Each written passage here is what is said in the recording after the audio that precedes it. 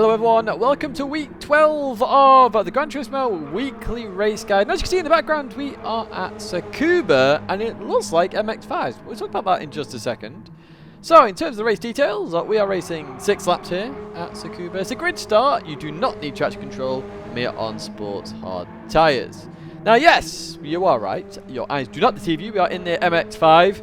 Very much a car which is on rails here, absolutely on rails, and you can brake extremely late, which means passing is very difficult and you have to be very, very aggressive. Let's jump to the race then and let's have a look at what happened. Here we are then on the loading screen. Why are we on here? Oh yeah, that's why. Of course. 5 people disconnected before the race even started. Of course they did.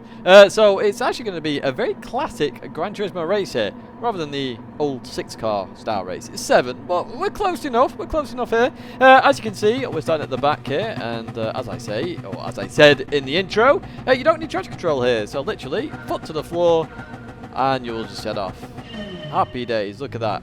On rails, this car. It's got tons of grip, which is why you can brake extremely late as well.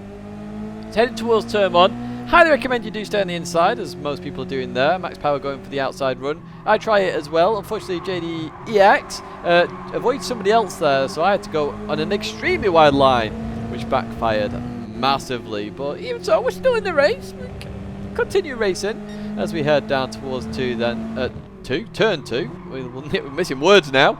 As we come through there, so you can see quite quickly the cars are staying very close to each other, and this is the sort of thing you're going to expect in this race because the car is on rails. It's got huge grip and you brake literally at the very last second. You're going to experience very close racing and probably a lot of contact, especially further down in the splits you go. Obviously we're in the top split here as JDEX just goes for quite an aggressive move on the inside there, and that is what people are going to do in terms of passing people here. It's going to be super aggressive, and that's the only way to get past, unfortunately. So if you're not into that, it's a race I would highly recommend you avoid in this situation. Head back out of this end because I can see that potentially it's going to end in tears. And what I'm going to do over the next couple of laps is just get a feel for what gear I should be in, as JDEX just runs the Mazda, or the rolling Mazdas, but Zifar onto the outside there. So we're on the inside, fortunately, here. So rather than having to be aggressive, we've just been gifted that position by the Brit in front of us, and through we go there. So we're going to advance a little bit further on now because, as I say, the racing doesn't happen too much here. So I'm in 4th gear, so I thought I'd try 4th gear on the corner. I got it a little bit wrong as well, but notice how I'm bogged down a little bit. So 3rd gear is the gear for the last corner. I don't go defensive here, I really should have, and Zifar takes the perfect opportunity there. Very nice move down the inside. You are aggressive, but very much fair. So a very good move there by Zifar. So well played. And we're just going to continue on here with a little bit of racing. Looking down the inside here, in towards the hairpin again. Just notices I'm there, so it gives me just a little bit of room there. So thank you so much. And we're going to be side by side once again as we leave that corner. And they're going to be on the inside here. So we do really have to back out of this. No point going on the outside here. Trust me. Outside there means you are entering Narnia and nothing else. So just be careful of that. But if I get in that position then, as we head down towards this sharp right-hander, again, you can just see cars are on rails. There's no real oversteer moments. You do balance the weight a little bit, and that is about it. Let's advance a bit further on then in the race and head towards lap 5 now. You can see nothing's really changed. In towards the braking zone we go, other than we're a slightly bit closer to Zifar here. I have been trying a little bit to get past. As you can see, I've just tried to go for a cutback here. Again, not going to work, so we're going to back out of this again. Let them try and go a little bit deep, try and get the run on them. Not going to quite work here. Look at that, with just an overlap. It's very close, let's put it that way, but I think they're just ahead there. If you take ping into account, in towards the braking zone we go. We're just going to appear here. Well, we're not quite far enough there to get the move done and dusted, so we did have to back out that, unfortunately. Let's advance a bit further on here. A bit of fast forward motion. Nitrous in the Mazdas, of course, very much needed. Head towards turn 1 then. You're going to use 50-meter board. Brake just as you reach that, and you're going to want to take a wider line in, and it's going to be 2nd gear when you get to the apex of the corner. So if you see here, whack on the brakes, 2nd gear. I'm trail braking a little bit as I'm having to just avoid hitting Zifar up ahead. But caught up to them very quickly. You can see under braking, that's where we're getting an advantage. Head towards turn 2 then. You're not going to brake in a normal place. You're actually going to look for that piece of tarmac right there, Weirdly, because this car can brake so late, you're looking for markers you don't normally go for. In this instance, it's that piece of tarmac there. Remember, we're still in this sort of fight here as well, and we broke just before it there, but you brake on it normally. So through there we go, side by side. It's just a slight lift here. This is why you don't try and go on the outside, because it just doesn't work. Just doesn't work. So nice demonstration there for you. Heading towards the hairpin, I found a new brake marker, weirdly. I'll talk about it in a second, but I'm using the 50-meter board. I did spot that on the right-hand side, though.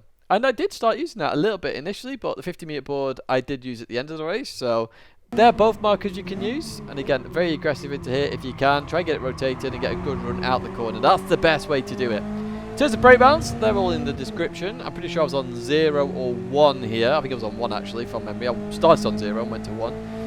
So there's some info for you. But as I say, it's all in the description and the confirmation is in there. So last corner, you're braking so late again that you're heading or looking for that pit board. That pit board is solid. You can't take that out. So, you know, you don't have to worry about that too much. And you're going to have to be in 3rd gear, as I demonstrated earlier on. 4th gear, it bogs down too much. So Zifar gets a little bit of oversteer there.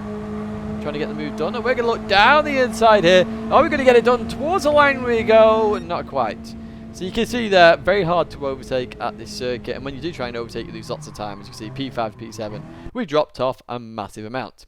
That's it for race A. Then I'd say avoid if you don't like bumper cars, and let's head to race B, which is an unbelievable race. Where we're at Lago Maggiore GP, and you probably see in the background it's Group 3 as well. However, let's have a look at the race details first of all.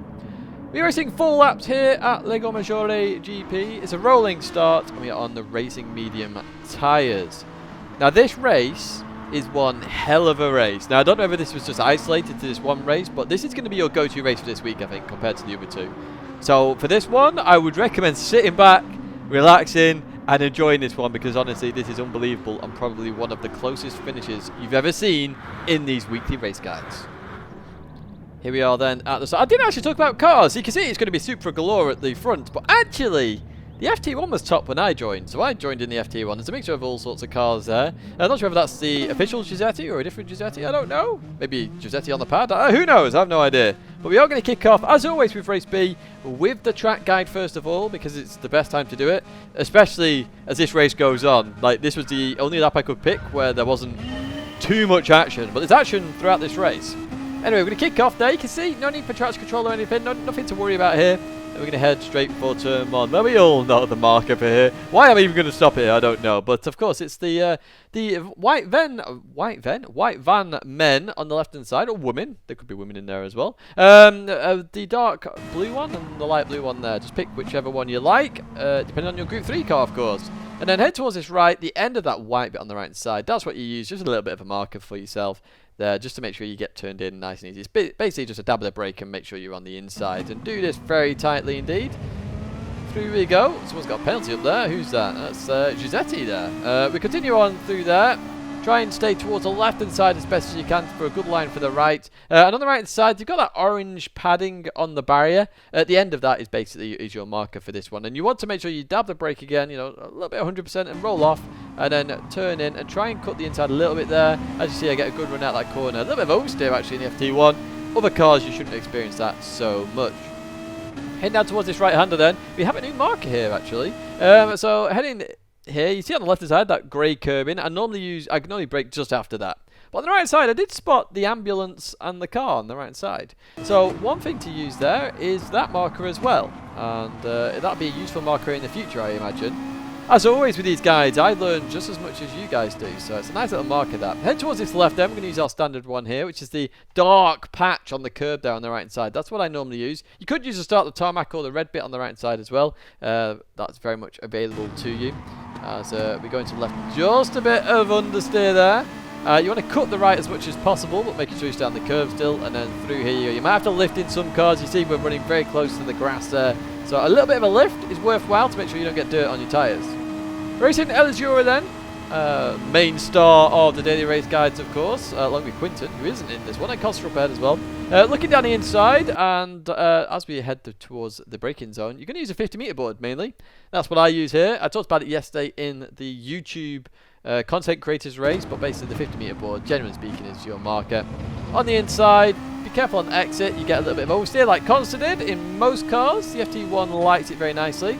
I did talk about that yesterday, actually. Big Banky Boy loves the FT1, or the FT1 loves the Big Banky Boy. I got that the wrong way around. Anyway, continue on. On the right side, we have a gap in the trees. That's what I use as a marker. I know some of you will hate that, but I used that the entirety of the content creators race. It is a superb marker. When you get used to it, honestly, spot on. I don't think Costa realised I wasn't going for it and then sort of wiggled a bit. Now, as you head towards the second part of this double right-hander, it's the end of the curb, basically. End of the curb, and you just want to roll in as best as you can. I'm on a bit of a tight line here, so I'm going to have to brake a little bit more. And then try and get your wheel on the inside of the curb as best as you can, if you can, and it'll pull you around a little bit. Leave there. We're going to use what we just talked about previously, the bullet sign on the left-hand side. I'm starting to use this more now. Basically, because it's so wide, you can actually have a range of markers within inside that. But that's your marker. The last bullet sign on the left-hand side, use that to your advantage there. Fully available to you. Now, I've only got one position there. I've only gained one place. We've done a little bit of action with Consta. You see Jetty's about to take the penalty. But you can see up ahead, 2x2, hurrah, hurrah. Yes, indeed. And lots of people brake early there. And unfortunately, I hit Consta. So I'll just get out of the way of the racing line here. Make sure Consta stays ahead of me. No harm, no foul. We continue racing. But you can see lots of action up ahead. Honestly, this is where this race gets a little bit nuts. It's fun. It's fantastic. It's Group 3 at Lago Maggiore GP. What can I say? Look at this. Through we go. Somebody's off towards the right there. No idea who that was. I think they've just collided with somebody as well. I don't know. They sort of went off and came back on. We've got lots of 2x2 here. As you got by me again. So I'm going to look for the same move once again towards Big Banky Boy. As I know the FT1 likes it. Down the inside we go. Get it stopped. Giuseppe behind me. Tries to follow through as well. Doesn't quite work out there as we continue up the hill now. Look at this line astern of Toyotas, but different various models. The same word, different and various. I'm just getting so excited here. Through there we go. We continue on here towards the right-hander then. What's going to happen here? The Beetle defending for its life here from the Toyota army behind. Look at this. 4 Toyotas trying to absolutely destroy a Beetle as we come through the right-hander then. And nothing much has happened yet other than a little bit of lag from R4M Old Boy. Shadow Realm obviously calling Old Boy there. So into the corner we go, and look at this. It's 2x2s. Now 3 wide Toyotas. Now it's like, let's make it 4 wide. But I just accidentally hit the Spaniard before making it 4 wide. So I'm about to back out of that a little bit now. So in we go. Look at this. Superb racing. Everyone trying to survive this. Which is not easy in Daily Race B, to be fair. You know, it's the one that you don't really practice because there's no strategy. It's only just a sprint race. You just absolutely go for it and, yeah, have a bit of fun in it because it's 4 laps. I really wish this race was 6, 7, 8 laps. It would have been really good fun. So go for a nice line here. This is the line I always talk about. Had to back out of it though. Old Boy was just there and I had nowhere to go as we then head down towards his right-hander. But honestly, this race was so fun. I was smiling. Trust me, it gets better as well as we head towards the right-hander then. And we're looking to try and get a good line here. So I wanted the run there. It's exactly what I wanted with them fighting. And we do get that on Old Boy. So down the inside of Old Boy. And I think Old Boy does the smart thing here. Backs out of it a little bit here. Can't go around the outside on that corner. Way too hard to do unless you've got a tyre advantage. It ain't going to work. Through we go. And we've got Miguel in front of us here. Miguel Lamarada. Let's see what we can do here. So we're going to have Slipstream, of course. Miguel is too far away from Consta for Slipstream. So I always knew what my plan was. I've expected Miguel to go defensive. It didn't. So down the inside we go. And as I've said twice already, 3rd time's a charm. The FT1 loves the Banky Boy. As through we go, and job done. So you had a tight line there, and the car's still very much stable. Let's advance a bit further on then, on to the final lap then, and Consta's caught up to Il Nick there. Now Il Nick features quite a lot in this, so hopefully Il Nick is actually well, because obviously I used to call him Lil Nick. Oh, there's a German off there. Now this was scary. I remember at the time thinking, where's this German going to go? They're going to have dirt all over their tyres. You can see the oversteer. And I was like, don't go that way. Go that way. Down the inside. Happy days. P8. Our old school number. Obviously, when we used to do Wreckfest on Gran Turismo, we should probably do one of them. We've not done one of them in ages. Yes, when we used to do them, P8 is the winner. But we can see up ahead, we've still got a chance of that P. Steve position. Obviously, P6 made famous by Super GT, the absolute GOAT. And through we go. You see that fight off. That Beetle trying to survive the Toyota army behind as we head up the hill then. And this FT1 looking very strong here. I've got to say, it's a very good car for this one. good choice. The Beetle goes defensive. Consta follows through, so I'm like, let's go around the outside then here, boys. Let's see what we can do. There we go. So we get Consta. A little bit of rubbing there. And then Nicky just goes... Oh, Nick. I just called you Nicky there for some reason. Nick goes a little bit too deep. Comes back on. Quite a safe rejoin, to be fair. Consta goes, I'll have you both. Consta. Let's not have that straight off the bat. So we're going to have a little bit of a run to the line with Consta here. Let's see what happens here. As we head towards the line, it's getting closer. 10,000, 2,000 a second. It's equal. Who wins? It's me by 3,000ths of a second. But, oh, GG, Consta. That was bloody good fun, mate. Absolutely brilliant fun. I'll say, I think this will be the go-to race. I think it's actually quite a fun race, to be honest with you. Let's head to race C then, which is not as fun. We're at Yamagiwa then for race C, and it's not race cars, as you can probably tell. Let's have a look at the race details then, first of all. We're racing 10 laps here at Yamagiwa. It's a rolling start. You have to be careful at the start if you're near the back. You'll more than likely be starting on the corner. We're using sport soft and medium tyres. Fuel usage ×2 and tyre wear is ×8. Now, as you can see, we are in the Toyota Supra RZ20 car. Now, this race, very much all about weight transfer and a very hard race to do, in my opinion. You will see drastic gaps in this race, even in this top split race. The gaps are massive, absolutely massive. You can gain seconds in this race. So this is another one I would personally avoid. But let's have a look at the race, because it's quite a long race and there's a lot of weird action that takes place. Here we are then at the start. Yeah, as I've already said, it's a one make, so it's just Supras everywhere. Now you can see also why there's large gaps in this particular race. We've got A+, we've got A's and B. Most people are choosing not to do this race already. And, I mean, this race was done at 2 o'clock or half 2 or something. Half 2, I think it was, this race. So it's quite substantial in that sense. Now you can see I've whacked traction control on 1 because I realised where I was going to start here, right in the corner. And I'm starting on the sports medium tyres as well because I'm near the back. It's sort of a standard thing where if you're near the back, it's best to start on the harder tyres and then go on the softer ones towards the end, because you're going to lose time irrespective here. Now we are going to start with a track guide. Now initially you might see me do slightly different things to what I'm about to explain. That's because I was getting used to the car throughout the race. But turn 1, you're going to use that Marshall box on the right hand side. It's quite a posh Marshall box actually. Look, it's got glass and everything. But basically use that as your marker. And with all the braking in this car, you'll notice I'm not going 100% braking. I'm just trying to roll on and off the brakes around 50%. I'm trying to avoid weight transfer. That's where you lose all the time in this car, because the minute you go 100%, the whole of the weight goes on the front nose, and then you just got all sorts of sideways action. As you can see here, I have to lift, and you will have to lift as well through here. Now, I could have done that a little bit better than I did. You want to be carrying around 113, 114 miles an hour on the mediums and heading towards 120 on the softs. Again, heading towards this left-hander. To start the curb here, you're braking earlier than you normally would. I dropped 1 gear, so I stayed in 5th gear here. It's got lots of torque, this car, so you want to avoid gear changes as much as you can. So 5th gear. And you notice how, again, I'm rolling the car, didn't brake 100% again, avoiding that weight transfer as we see a flying car up ahead. And also a Hungarian who's decided to go full Tokyo Drifto as we head down towards the chicane now. So brake at the 150 meter line. So many people were braking far too late here, because normally it's the 100 meter line.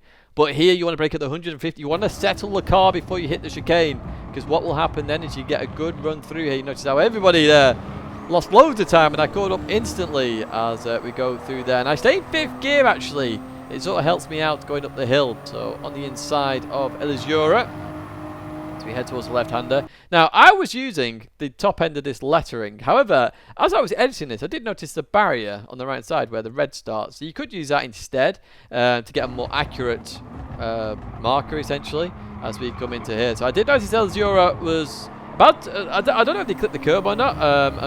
I was worried about them hitting me, so I did open my steering a little bit just so I didn't get hit, but it's all good. You know, we continue racing. Very tricky car to drive this. Now, as you head towards here, this again is pure balance. So I'm looking for the end of the curve, basically, and at that point I want the car to be straight. If it's straight, I know I can make the left-hander fine. Notice there I'm using... I went up to near 100% braking. It could have even been at 100% briefly. But notice that was towards the end of the curve, my car was straight, and that's what I'm looking for. The final corner, again, Marshall box number 17 there. Use that as your marker here, and you're going to drop to, I think it's 4th gear. It could be 3rd maybe, but I know 4th gear was very much useful here, so I'll drop to 3rd gear. No, it is 3rd gear. You notice how we're in fourth very quickly. Fourth will be a smoother transition if you want to save any tyres though. Right, let's go with the racing. You've had the track guide. It's all about racing now. Oh, and don't rev this car out either. Just get to near the limit and then shift. So let's see what happens. Oh, the Spaniard up ahead. Already gone well too deep. Tidgney, how are you? Curve 1. Enjoy your stay. I hope it's a good one. But through we go. Up into P16 already. Already in here. So we advance a bit further on. And we're catching up to the Italian up ahead.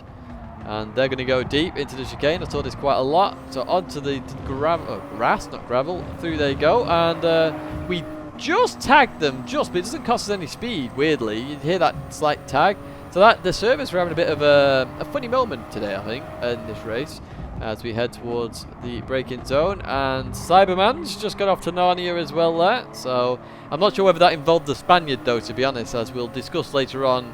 In terms of Tampi up ahead, because they drive interestingly. Cyberman doing something very smart there, but it doesn't quite work on me. So generally speaking, Cyberman was always going to back out of that one. But what he was trying to do was force me into an error. Because obviously if I'm on the outside, I don't really want to give that up at that point because I'm on the inside of the next corner. So forcing me to, you know, make sure I take a more stranger line to then potentially cause me to make that error. But I don't do it, and I carry on.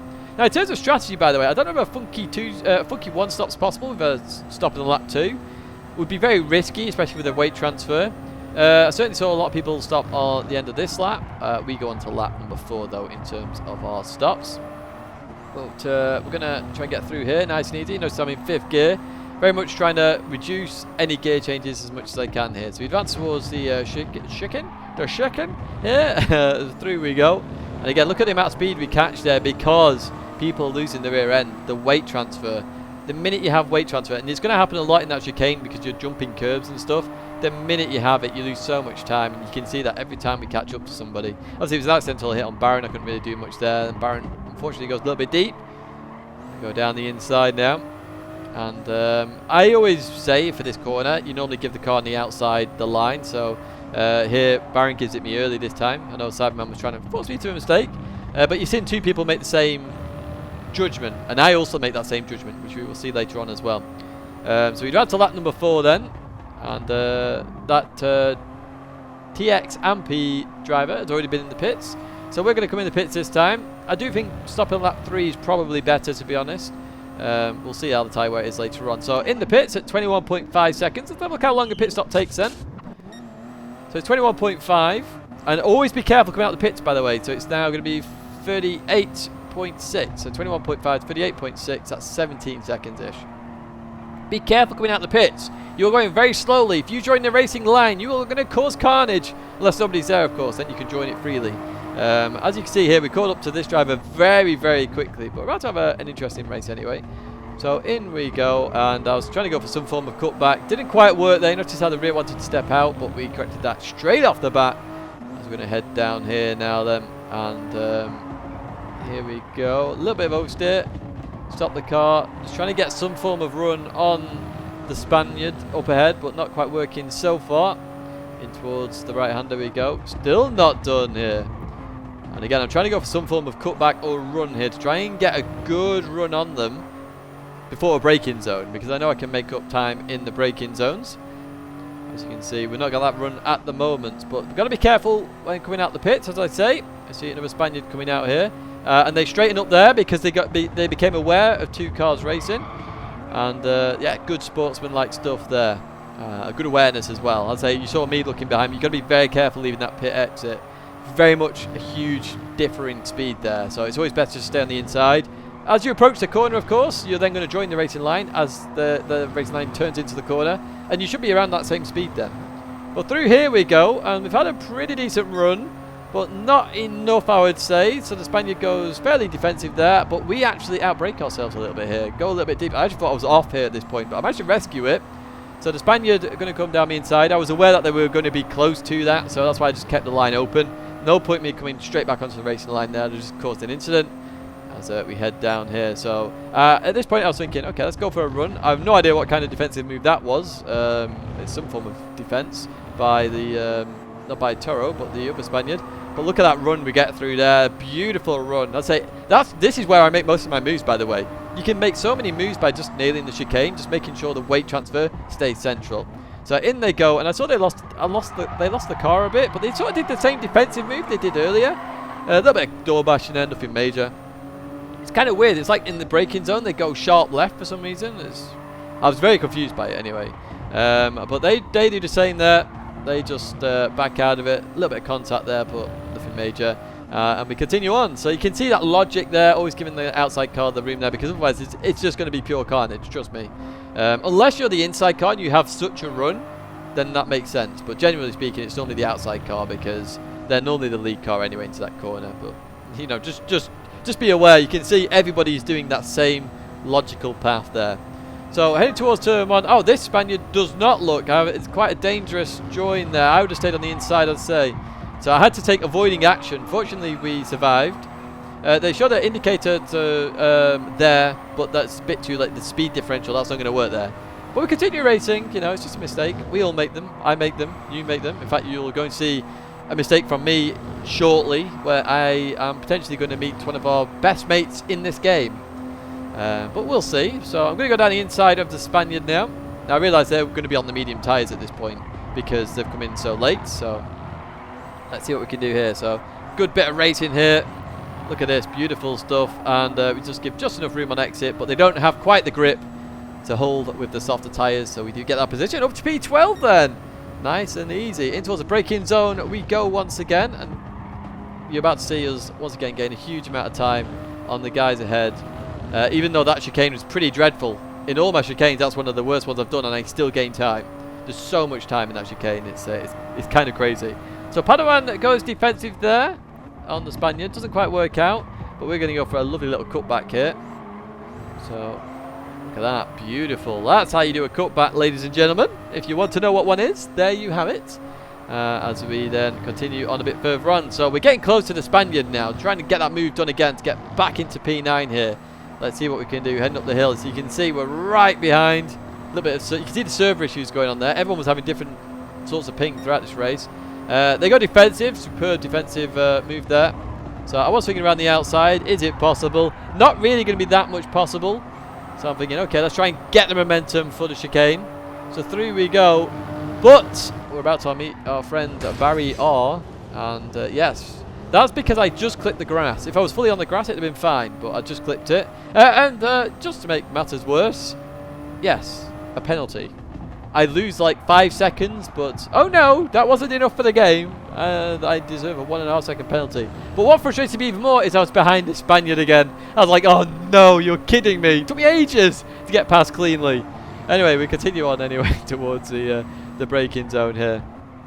Let's see what happens. So they just accelerate into me here. So I was a bit like, come on, you know, be reasonable. Be reasonable, Alexander, if you've seen that film. But again here, you know, I'm going to make that same logical decision. They had the overrun there. I wasn't going to get that because I'd be on the outside for the next bit. So we continue on here. So we're still in the fight for P10 at the moment, which is all nice and dandy. But we're going to have, obviously, the penalty. It won't lose us too much, I imagine. As through we go. Can't believe we got a penalty for hitting the barrier square on and losing all our speed. It seems mind-blowing, really, with this penalty system. But there we go. It's a bit wacky. That's one of the wacky moments. As you can see, we've caught up to the Spaniard once again on lap number 9. And we're looking to try and get past that. As you can see, still in the fight for P10. We can see P10 up ahead. So let's see what happens. And that's what you do. If you're ever going to touch the grass, go fully on it. If your wheel slightly clips it, it just fires the car in the direction you are steering. So just be careful of that. But look at this for a run out the corner. Beautiful run out the corner. Superb stuff. As we continue on now towards start finish line. Start line number 10. So I'm taking excellent. Here we go. We've got a chance at P10 here because I think we can catch these guys up ahead. So we're going to head towards turn 1. But the Spaniard says no and decides he wants to just punt me or just outbrake himself. So I was like, come on, dude. Not very nice. So I start flashing here. You know, at this point I would be like, okay, just give the position back. Hey, mistakes happen. But he doesn't. He just carries on. Just wants to go on ahead for reasons I'm not aware of. So at this point I'm like, okay, that's not very nice. But even so, that was strike number 2. And weirdly, I take my strike number 3 from this. He goes for another dive on somebody and nearly wipes them out at the same time by going too deep. So I'm like, okay, I'm going to make sure... well, I actually lose the car a little bit there, but I carry on turning. Then I open my steering a little bit. You just saw me open my steering a little bit there. And then I carry on. Because Come on, man. Just... You can't dive everybody. I don't get the super defensive, super crazy, aggressive dives. Just chill out. Race. Enjoy yourself. But, yeah. 2 times in 1 lap. Not good. So, yeah, we carry on. We get a good run on the Spaniard here. Look at that for a beautiful run through the chicane. As I say, this is where I make all my moves. It's brilliant, really. It is absolutely fantastic. In towards the braking zone we go. Ran a little bit deep, but we managed to stop the car. And through we go. And let's see what we can do then. Can we catch the Finnish driver up ahead? Finland Fioriso, his name is, or her name is. I don't know if it's male or female. But they get a second penalty, so that's something to look out for there. Cutting that corner too much, it's quite a common thing to do, but a 1 second penalty, quite severe in the grand scheme of it. So as long as we get within that 1 second, we're going to get P11, which isn't too bad. And we can see P9, so we could have ended up P9 or even further up the grid, I imagine, because we lost a substantial amount of time with that penalty. I mean, what, 8 seconds we lost actually, just looking at the that, and then we had the fight again, so that lost us another couple of seconds. So let's just say 10 seconds. Where would we ended up in the fight for P Steve potentially? We could have had a couple of P Steves here today. Could have had all 3 P Steves actually, thinking about it. But that is going to be it for this weekly race guide. GT Zocca is in there, so you can check out GT Zocca on YouTube. Zavicic is in there as well. Zavicic, very quick driver as well. You can check him out. I don't know who's streaming. If there is a stream, it'll be on there. There's another video there if you want to check that out. My logo's there if you want to subscribe. But that's going to be it for me now, folks. I do hope you enjoyed it. Have a good evening. Au revoir and farewell.